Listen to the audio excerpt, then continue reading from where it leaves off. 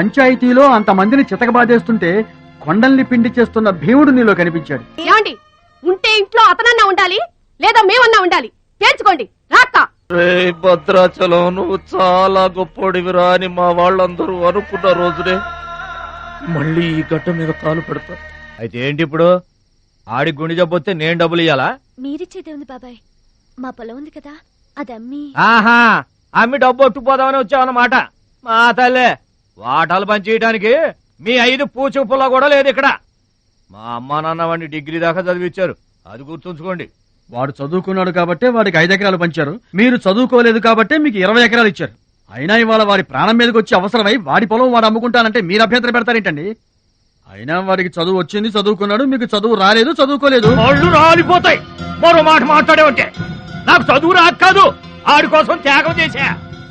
అన్నయ్య, నువ్వు పలక బల్పం పట్టుకో, నేను పలుకు పార పట్టుకుంటానన్నా. అన్నయ్య, నువ్వు బళ్ళోకి వెళ్ళు, నేను బర్రెల కాపలాకి వెళ్తానన్నా. అన్నయ్య, నువ్వు లాగు చొక్కా వేసుకో, నేను గోసి పెట్టుకుంటానన్నా. ఇలా ఆడి కోసం త్యాగాలు చేయబట్టి ఆడు చదువుకొని గొప్పడు అయిపోయాడు. ఇంకా ఆడి కోసం త్యాగాలు చేసి నా పెళ్ళం పిల్లల రోడ్ల మీద అడుక్కు తినమంటావా? చెప్పు చోమహా. అలా అంటావేంటి బాబాయ్? 15 ఏళ్లుగా మా పొలం మీరు పండించుకుంటున్నా ఒక్క పైసా కూడా అడగలేదు. ఇవాళ అవసరం వచ్చి మా పొలం మేము అమ్ముకుంటామంటే కుదరదంటారేంటి? ఏంటి నిలదీస్తున్నావా? నీకు సమాధానం చెప్పాల్సిన అవసరం నాకు లేదు. పిచ్చయ్య గారు, మీరు మాట్లాడుతుంది ఏమీ బాగలేదు. అరే, ఆపరేషన్ కి అవసరమై వాడి పొలం వాడు. పొలం మాట ఎత్తకుండా ఉంటావంటే నేను రాత్రికేడ పడుకొని పొద్దుటే వెళ్ళిపోండి, లేదా అక్కర్లేదు, మేమే వెళ్ళిపోతాం.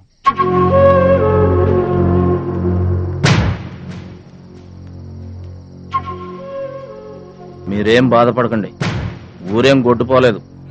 అమ్మా మహాలక్ష్మి, మీ నాన్నకి మీ బాబాయికి రాముడికి రావణాసురుడుకున్నంత తేడా ఉందమ్మా. చట్ట ప్రకారం ఈ పొలం మీదే, దాన్ని మీరు ఎప్పుడైనా ఎవరికైనా అమ్ముకోవచ్చు. కావాలంటే మేము కూడా సాయంగా ఉంటాం. ఏంటి మీరు పంచాయతీ ఎట్టగానే పంచాయతీ అడిచిపోయి పరిగెత్తుకుంటా వచ్చి మీ కాళ్ళ కడబడతాం అనుకుంటున్నారా? ఏయ్, పిచ్చి పిచ్చి వేసారంటే పొలంలో కలుపుని తీసినట్టు తీసి అవసరం మరేట అనుకుంటున్నారా? పిచ్చియా, నోరు జారుతున్నావు. నోరు జారటం కాదురా, మధ్యలో ఎవడైనా మాట్లాడాడంటే మెడకాయలు తెగిపోతాయి. ఏంటండి మరి అన్యాయంగా మాట్లాడుతున్నారు? ఎవడ్రా నువ్వు? ఇది మాకు సంబంధించిన విషయం. మధ్యలో మాట్లాడటానికి ఎవడివిరా నువ్వు? బాబాయ్, మీరు మర్యాద లేకుండా మాట్లాడుతున్నారు. మర్యాద ఎక్కువ ఇచ్చాను కాబట్టే ఇంకా ఈ ఊళ్ళో ఉన్నారు. మళ్ళీ మర్యాదగా చెబుతున్నాను, గోదావరి దాటి అవతలకి వెళ్ళిపోండి, లేకపోతే గోదట్టు కలిపేస్తా. పిచ్చయ్య గారు, మేము ఊరొచ్చింది పొలం అమ్మి డబ్బు తీసుకెళ్ళడానికి, ఆ పని కాకుండా కదలం.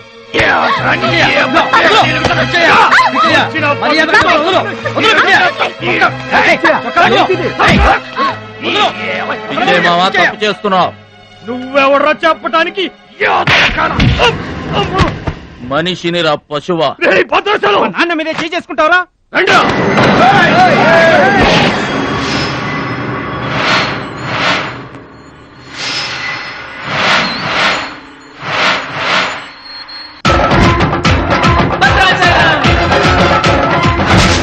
భద్రాచలం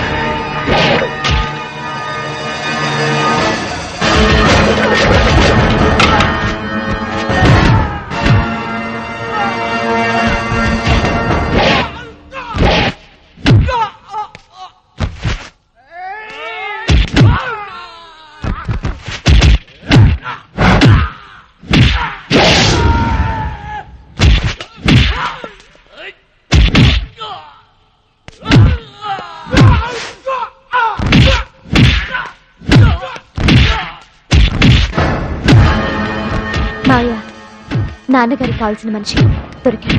ఊళ్ళో పెద్ద మనిషిని నా మీద చేసుకుంటావా?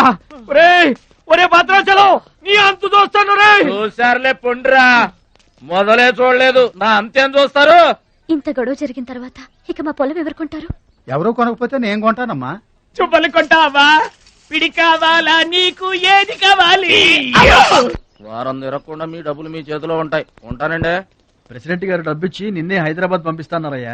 నేను హైదరాబాద్ రావటం ఏంటి, ఊరుకోండి. ఏంటమ్మాయి గారు మీరు కంగారు పడుతున్నారు? ఆపరేషన్ చక్కగా జరుగుతుంది, మీ నాన్నగారు 100 ఏళ్లు చల్లగుంటారు. ఏంటండి తప్పు మాట్లాడేనా? భద్రాచలం, అసలు నీ గురించి నువ్వెప్పుడైనా ఆలోచించుకున్నావా? ఆలోచించుకోవడానికి ఇంకేముంటుందండి? కష్టపడి పని చేయడం, కడుపు నిండా తినడం, ఏళ్ళకి తొంగోవడం, అంతేనా? అంతకు మించి ఇంకేముంటుందండి? ఉంది. నీలో నీకే తెలియని ఒక గొప్ప కళ ఉంది. నీకోసం ఎదురు చూసే ప్రపంచం ఒకటి ఉంది. ఒట్టండి, ఒక్క ముక్క అర్థం కాలేదండి. ఇందులో అర్థం కాకపోవడానికి ఏముందయ్యా? చూడు, నీళ్లలో మునిగిపోతున్న పడవను కాపాడి ఒడ్డుకు లాక్కొస్తుంటే నీలో సంజీవని పర్వతం మోసుకొస్తున్న హనుమంతుడు కనిపించాడు. పంచాయతీలో అంతమందిని చితకబాదేస్తుంటే కొండల్ని పిండి చేస్తున్న భీముడు నీలో కనిపించాడు. చూడు భద్రాచలం, ఇన్నాళ్లుగా నీలాంటి వాడి కోసమే వాళ్ళ నాన్నగారు వెతుకుతున్నారయ్యా. నువ్వు వాళ్ళ నాన్నగారి చేతిలో పడితే టైకొండో ఛాంపియన్ అవుతావు. తాయికొండ టైక్వాండో. భద్రాచలం కొండ తప్పితే నాకు ఇంకొక కొండ తెలియదండి బాబు. అందుకే నువ్వు తెలుసుకోవాలి. నువ్వు హైదరాబాద్ రావాలి. నమస్కారం అండి, నా బతుకు నన్ను బతకనియండి. ఈ ఊరు, ఈ ఏరు, మా వాళ్ళు, మా పొలం, ఇవి చాలండి నాకు. చూడండి, గోదారమ్మ గడప దాటి నేను ఎక్కడికి రానండి. నువ్వు రావాలి. ఎస్, సూర్యుడు తాను ఉదయించిన చోటే ఉండిపోతానంటే లోకంలో వెళ్తురుంటుందా? కాబట్టి నువ్వు రావాలి, నువ్వు రావాలి, నువ్వు రావాలి.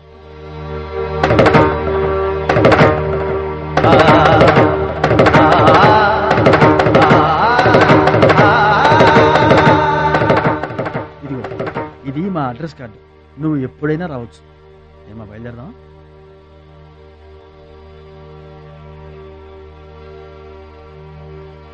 వాడి జిమ్మడి పోను, వాడు నాశనం అయిపోను, వాడి చేతులు విరిగిపోను. పసిపిల్లలను కూడా చూడకుండా కొట్టాడమ్మా వాడు. వాడి కొంప కూలిపోను. మింగడానికి మెతుకులేని పొండాకోర్లు నా మొగుడిని కొడతారా? వీళ్ళు నాశనం అయిపోను. పుట్టింట్లో కూడా పడని తిట్లు ఎదురింటోళ్ళతో పడాల్సి వచ్చింది. నాకు ఈ కర్మ ఏంటండి? మిమ్మల్ని అంత తేలిగ్గా వదలను. నా తడాక ఏంటో చూపిస్తా, మీ అంతు తేలుస్తా. మర్డర్ కేసులో ఇరికించి మిమ్మల్ని అందరినీ పక్కలో ఇస్తేనే అనుకుంటున్నారా? నా మాట నీ చేతులు పట్టుకుంటామా? ఇంకా మీ మాటినేది. నా మీద చేసుకున్నంత గొప్పోడైపోయా మీ తమ్ముడు. నా దిగువ పొలమే మీదే, అది గుర్తుంచుకోండి. నేను కట్టు బిగించానంటే పొట్టు నీళ్లు కూడా మీ చెవులోకి రావు. నేను కాదన్నానంటే బస్తా ధాన్యం కూడా బయటికి రాదు. ఆకలితో మనల్ని మాడి చావాలని అనుకుంటున్నారు. వాడి మీద కోపం మా మీద చూపించమా? పిల్లల కలవాళ్ళం మనవల మాడిపోతామా? నీకు దండం పెడతాను. వాడు చేసిన సావగొట్టి చెవులు మొయ్యటం అంటే ఇదే. ఆడు కాళ్ళు ఎరగొట్టవును, మీరు కాళ్ళు పట్టుకొని మధ్యలో అట్టమనా? ఏటని ఈ అబ్బా నాటకాలు ఆడుతున్నారా? అదిగో వాడే వస్తున్నాడు కదమ్మా, వాడి చేత నీ కాళ్ళు పట్టిస్తామా? వచ్చి మా కాళ్ళు ముద్దులు అనుకుంటామేట్రా? పడు కాళ్ళ మీద. నేను తప్పు చేయలేదన్నయ్య. ఏంట్రా ఎదురు చెప్తున్నావు? వెళ్ళి కాళ్ళు పట్టుకో. నేను తప్పు చేయలేదన్నయ్య. చెప్పరా, చెప్పు. ఆడెందుకు పడతారా? ఆడు పడ్డా మీరు ఏమీ అయినా పడవద్దు. మొత్తం అందరూ కట్టుకొని ఈదిని పడుతురు గాని. ఏమయ్యా మమ్మల్ని ఇట్ట బతకనివా? ఇన్నాళ్ళు మా రెక్కల ముక్కలయ్యేలా వండి పెడితే మాకు మంచి పేరే తెచ్చిపెట్టావు. కొంచెడు బియ్యం వండి పెడితే కొంచెమైనా ఉంచకుండా దున్నపోతలా తింటాడు. అయినా మా బిడ్డే కదా అని ఊరుకున్నాం. సోలెడు పప్పు వండి పెడితే సగం అన్నానికే సరిపెట్టుకు చస్తాడు. అయినా మా అబ్బాయే కదా అని ఊరుకున్నాం. బాలేదా అని ఒక్క 4 రోజులైనా కాలేదు ఆవకాయ పచ్చడి పెట్టి. పూటకి కిలో పచ్చడి చొప్పు నాకి పారేసి జాడించి తన్నాడు. ఆయన పోన్లే మా అమర్దే కదా అని సరిపెట్టుకున్నాం. పచ్చళ్ళు మింగితే సరిపెట్టుకుంటాం గాని పరువు మింగుతుంటే ఎలా సరిపెట్టుకుంటామండి? ఏమండి, ఉంటే ఇంట్లో అతనన్నా ఉండాలి, లేదా మేమన్నా ఉండాలి. తేల్చుకోండి. రాక్క నువ్వు ఒక్కడవే ఇంట్లో ఉండరా. మేమే వెళ్ళిపోతావురా. పనికి మాల వెధవా. పోతావురా, మేమే పోతాం. ఆగండి అన్నయ్య, నేనే వెళ్ళిపోతాను.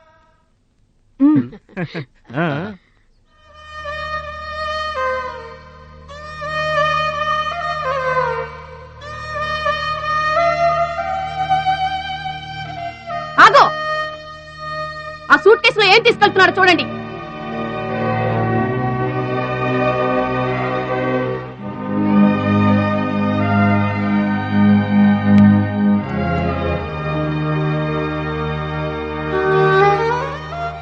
అన్నయ్య, మీకు ఒకళ్ళకొకళ్ళు తోడున్నారు, నాకెవరున్నారు? అమ్మ నాన్నలే నాకు తోడు. వదినమ్మా, అమ్మ నాన్నల ఫోటో మాత్రం తీసుకెళ్తున్నా, మీ సొమ్మేం తీసుకెళ్ళలేదు, ఫోటో మాత్రమే.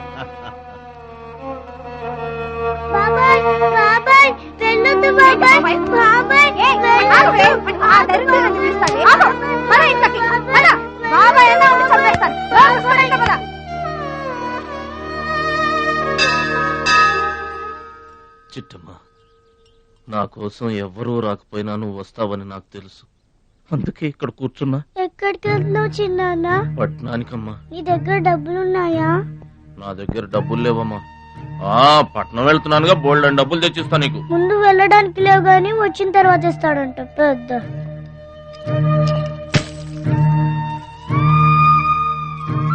బడిలో మాస్టర్ చెప్పారు చిన్నాన్న, ఎదిగే వయసు, పారే ఏరు, ఖర్చయ్యే రూపాయి తిరిగి రావని, జాగ్రత్తగా ఖర్చు పెట్టే.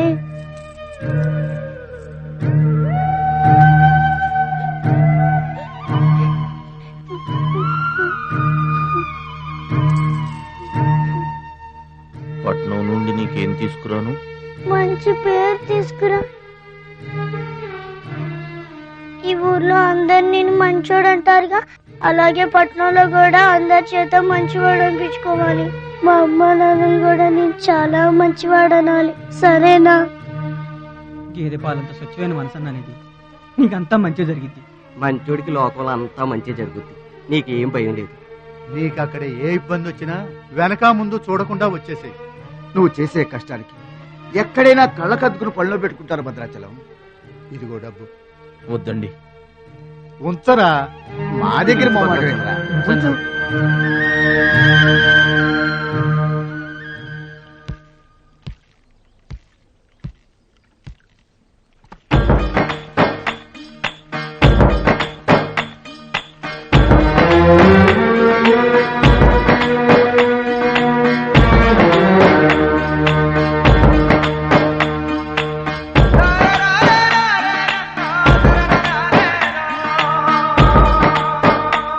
భద్రాచలం అని ఒక కేకేస్తే చాలు, మెరుపల్లే వచ్చేవాడు, ఓ మాయల్లే వచ్చేవాడు, వచ్చి మమ్మల్ని కాపాడేవాడు.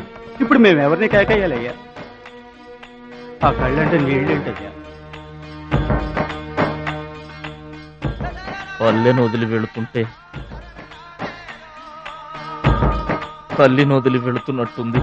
భద్రాచలం అయిన వాళ్ళు వద్దనుకున్నా నోరు లేని జీవాలు నిన్ను వెతుక్కుంటూ వస్తాయి. చూడరా.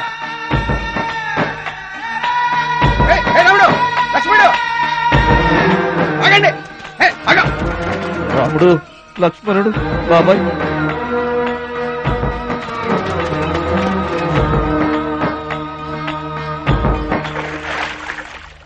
మా గోదారమ్మ